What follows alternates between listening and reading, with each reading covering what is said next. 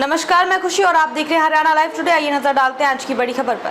पारा जाएगा 50 के पार, 5 दिनों तक गर्मी से मचेगा हाहाकार। मौसम विभाग ने जारी कर दी चेतावनी। देश के एक बड़े हिस्से में मंगलवार को लगातार 5वें दिन प्रचंड गर्मी का सितम जारी रहा, जिससे लोगों की सेहत और आजीविका प्रभावित हुई। इस बीच अगले 5 दिनों के दौरान पंजाब, हरियाणा, दिल्ली, राजस्थान, उत्तर प्रदेश, गुजरात और उत्तर पश्चिम मध्य प्रदेश में गर्मी से राहत की कोई उम्मीद नहीं है।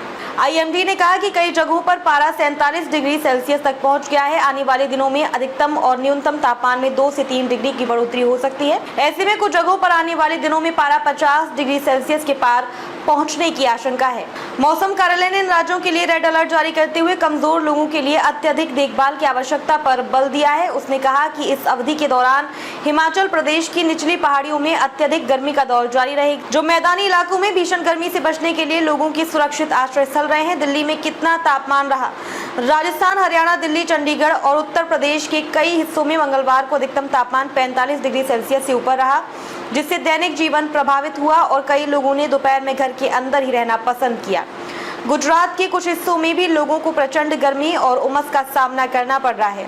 हरियाणा के सिरसा में मंगलवार को पारा 47.8 डिग्री सेल्सियस तक पहुंच गया और यह देश में सबसे गर्म स्थान रहा। दिल्ली में पिछले दिनों की तुलना में तापमान में कुछ गिरावट आई, लेकिन ये सामान्य से 3 से 5 डिग्री अधिक रहा। दिल्ली में बढ़ी बिजली की मांग। अधिकारियों ने बताया कि राष्ट्रीय राजधानी में बिजली की अधिकतम मांग मंगलवार दोपहर 7,717 मेगावाट के उच्चतम स्तर पर पहुंच गई, क्योंकि घरों और कार्यालयों में एयर कंडीशनर का उपयोग बढ़ गया।